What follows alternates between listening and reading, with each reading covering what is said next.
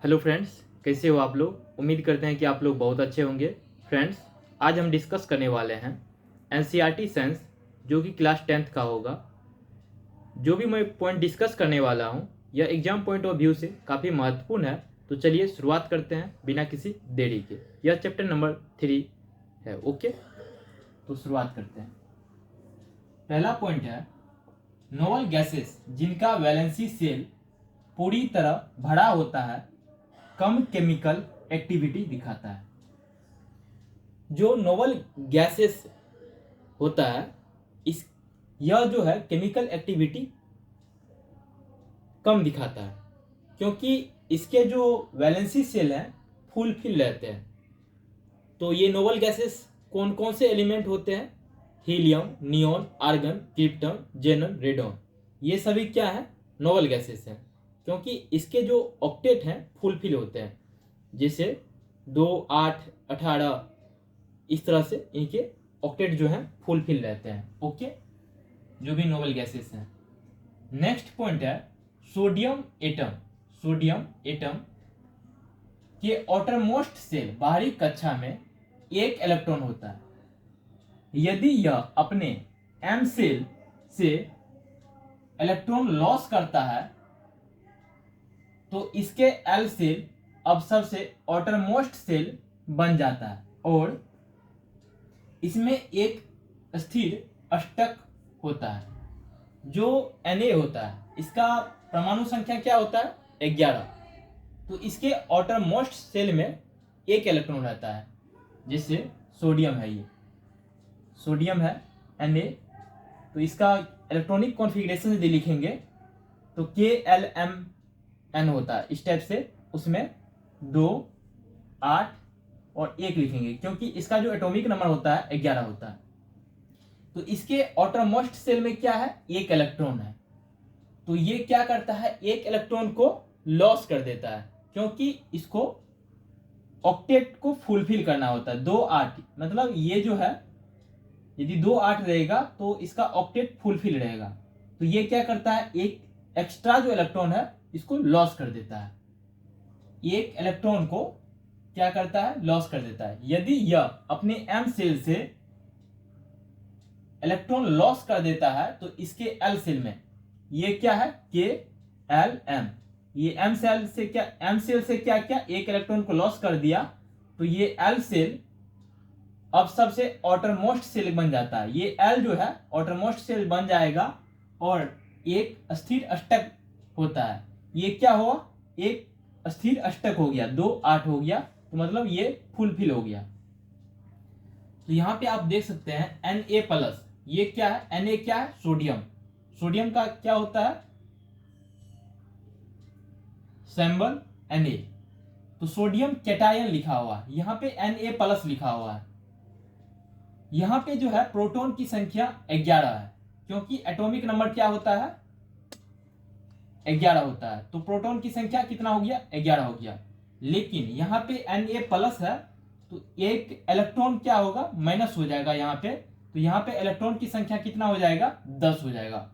ठीक उसी प्रकार यहाँ पे क्या है? क्लोरीन, इसका क्या होता है? Atomic number 17। तो यहाँ पे आप देख सकते हैं, यहाँ पे लिखा हुआ है Cl-। तो क्लोरीन का Cl, तो इसका हम यदि इलेक्ट्रॉनिक कॉन्फ़िगरेशन लिखेंगे तो 2, 8 और 7। तो यहाँ पे आप नोटिस कीजिए कि 2, 8, 8 होना चाहिए, क्योंकि अष्टक यदि फुलफिल करना है तो एक इलेक्ट्रॉन की आवश्यकता होगी। तो इसको हम यदि 2, 8 और 8 करेंगे तो यहाँ पे एक इलेक्ट्रॉन की आवश्यकता होगी। तो यहाँ पे जो है Cl- इसलिए हो जाता है। तो यहाँ पे जो क्लोरीन है इसको हम क्या लिखेंगे? Chloride anion. यदि माइनस चार्ज होगा तो यह एनायन हो जाएगा। ओके, यहाँ पे प्रोटॉन की संख्या कितना है? क्योंकि क्लोरीन का एटॉमिक नंबर कितना होता है? 17 होता है। तो प्रोटॉन की संख्या जो होता है एटॉमिक नंबर के बराबर होता है। तो प्रोटॉन की संख्या 17 हो जाएगा और इलेक्ट्रॉन की संख्या एक एक्स्ट्रा हो जाएगा, क्योंकि यहाँ पे Cl- है। तो एक इलेक्ट्रॉन इसको रिक्वायरमेंट चाहिए, मतलब एक इलेक्ट्रॉन की आवश्यकता है। तो ये माइनस जो इलेक्ट्रॉन एक्चुअली खुद में खुद निगेटिव चार्ज लेके चलता है, तो यहाँ पे क्या होगा, इलेक्ट्रॉन की संख्या यहाँ पे एक बढ़ जाएगा, 17 से एक एक्स्ट्रा हो जाएगा, 18 हो जाएगा। तो ये क्या हुआ, अब इसका जो ऑक्टेट है फुलफिल हो गया। ओके,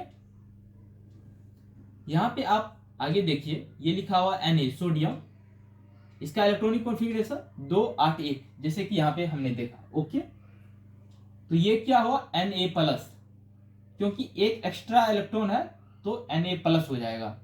ओके, इलेक्ट्रॉन जो है ये खुद में क्या होता है, निगेटिव चार्ज होता है, तो यहाँ पे हम क्या करेंगे, इलेक्ट्रॉन माइनस कर दिए। ओके, तो ये क्या हो गया, अब एक इलेक्ट्रॉन को ये लॉस किया तो 2 8 हो गया, ये सोडियम अब क्या कहलाया, कैटायन कहलाया। ओके, ये क्या क्या, एक इलेक्ट्रॉन को लॉस कर दिया।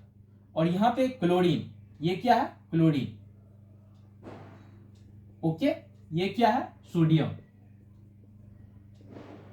ओके, तो यहाँ पे एक इलेक्ट्रॉन की रिक्वायरमेंट है, क्योंकि इसको भी हर एक आदमी चाहता है स्टेबल होना, तो ठीक उसी प्रकार एलिमेंट भी चाहता है अपने आप को स्टेबल करने के लिए। ये क्या करता है, एक इलेक्ट्रॉन किसी से लेता है, क्योंकि 2 8 है, इसको फुलफिल होने के लिए एक इलेक्ट्रॉन की आवश्यकता होती है, 7 है तो एक और चाहिए, तो यहाँ पे Cl माइनस हो जाएगा, क्योंकि एक इलेक्ट्रॉन की इसको आवश्यकता है, तो 2 8 8 हो जाएगा इस प्रकार। ओके, तो यहाँ पे ये जो है Na और Cl, ये दोनों आपस में कंबाइंड करते हैं, बन के एक यौगिक कंपाउंड का निर्माण करते हैं। ये एलिमेंट Na और Cl दोनों आपस में मिलके क्या करते हैं, एक कंपाउंड का फॉर्मेशन करते हैं।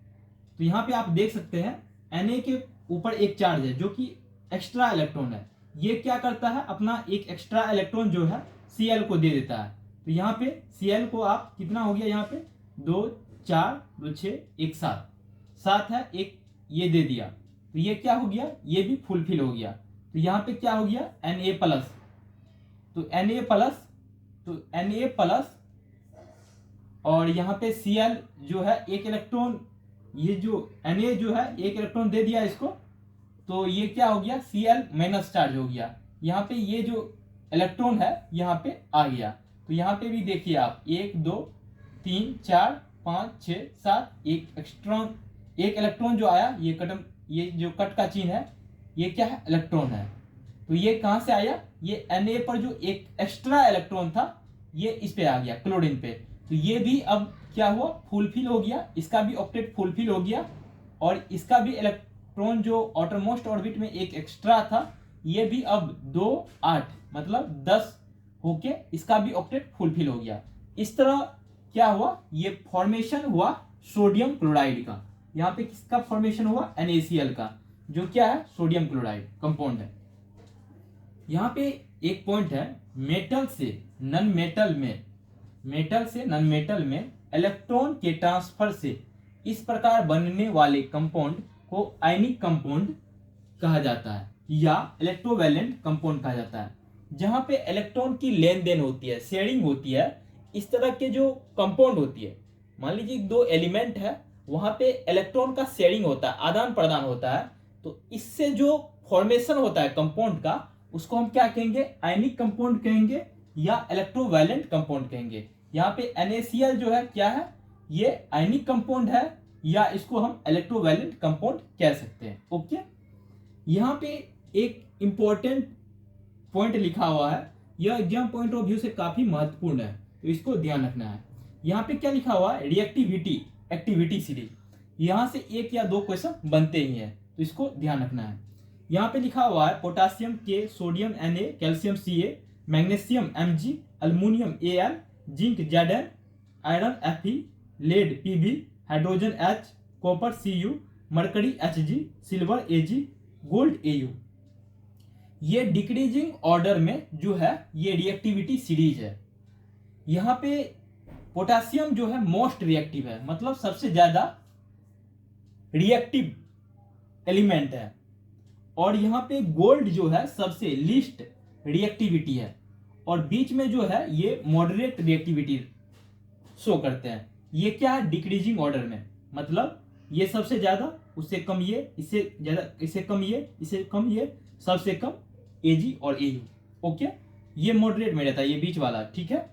तो यह रिएक्टिविटी सीरीज को ध्यान में रखना है। आपसे पूछ लिया जाएगा, 3-4 ऑप्शन दे दिए जाएंगे, पूछ लेंगे कि आप इसमें से बताइए कि कौन सा मोस्ट रिएक्टिव है या सबसे लीस्ट रिएक्टिव कौन है। तो यदि AU AG दिया हुआ है और CA दिया हुआ है, तो AG और AU जो है लीस्ट रिएक्टिव है और CA जो है मोस्ट रिएक्टिव हो जाएगा उस ऑप्शन के अकॉर्डिंग। तो यहाँ पे इसी को ध्यान रखना है। और जैसा कि आप जानते हैं AG और AU जो है इन्वायरमेंट में, नेचर में जो है मतलब पाया जाता है, मतलब खुले नेचुरल इन्वायरमेंट में ये कभी भी रिएक्ट नहीं करता किसी से, तो ये ऐसे ही नेचर में इन्वायरमेंट में पाया जाता है। यह भी क्वेश्चन पूछा जाता है। रिएक्टिविटी क्या होता है, मोस्ट रिएक्टिव और लीस्ट रिएक्टिव। रिएक्टिविटी का कहने का मतलब ये है कि जो ज्यादा स्टेबल होगा, स्ट्रॉन्ग होगा। जैसे कि आप जानते हो डिस्प्लेसमेंट रिएक्शन, उसमें क्या होता है कि जो ज्यादा रिएक्टिव होता है, जो ज्यादा स्ट्रॉन्ग होता है, वो जो कम स्ट्रॉन्ग होता है। इन जनरल भी आप देखे होंगे कि जो व्यक्ति ज्यादा मजबूत होता है वो कमजोर व्यक्ति को हटा देता है। ठीक उसी प्रकार रिएक्टिविटी में भी जो ज्यादा रिएक्टिव होता है वो जो कम रिएक्टिव एलिमेंट है उसको हटा देता है, डिस्प्लेस कर देता है, विस्थापित कर देता है। इस तरह आप इसको देख सकते हैं। यहाँ पे कुछ इंपॉर्टेंट पॉइंट लिखा हुआ है, इसको देखते हैं। Melting and boiling point of some compound. यहाँ पे आयनिक कंपाउंड है, मेल्टिंग पॉइंट है और उसका बॉइलिंग पॉइंट है। यहाँ पे केल्विन में दिया हुआ, ये भी केल्विन में दिया हुआ।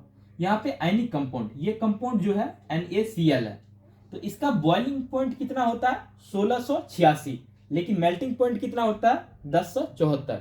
यह NCERT में सारा पॉइंट दिया हुआ है, तो इसको ध्यान रखना है। ये 4 जो है आयनिक कंपाउंड दिए हुए थे एक क्या कहते हैं बॉर्डर में, तो इसको याद करना, 1-2 बार आप देख सकते हो, क्योंकि कभी भी आपसे पूछ लिया जा सकता है कि NaCl का मेल्टिंग पॉइंट क्या होगा या बॉइलिंग पॉइंट क्या होगा, या आपसे इस तरह से भी पूछ लिया जा सकता है NaCl, LiCl, CaO, MgCl2, इसमें से किसका सबसे ज्यादा मेल्टिंग पॉइंट होता है। तो यहाँ पे आप देख सकते हो 2850 CaO जो है इसका मेल्टिंग पॉइंट सबसे ज्यादा होता है।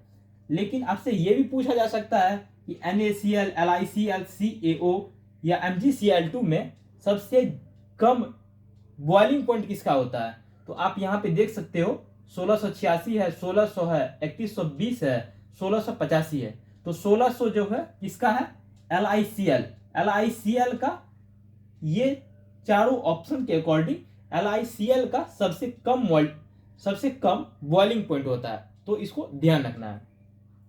यहाँ पे आपसे पूछ लिया जाए कि ये कंपाउंड जो है NaCl, LiCl, CaO, MgCl2 सबसे कम मेल्टिंग पॉइंट किसका होता है, तो MgCl2 का नहीं, इसका LiCl का जो है सबसे कम मेल्टिंग पॉइंट होता है। तो इस चीज को ध्यान रखना है। ओके, नेक्स्ट पॉइंट है फिजिकल नेचर।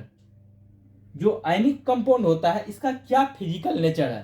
तो आयनिक कंपाउंड सॉलिड होता है, जो आयनिक कंपाउंड होता है ये क्या होता है सॉलिड होता है, और पॉजिटिव और निगेटिव आयंस के बीच स्ट्रॉन्ग मतलब मजबूत आकर्षण बल के कारण कुछ हद तक कठोर होता है, मतलब रिजिड होता है।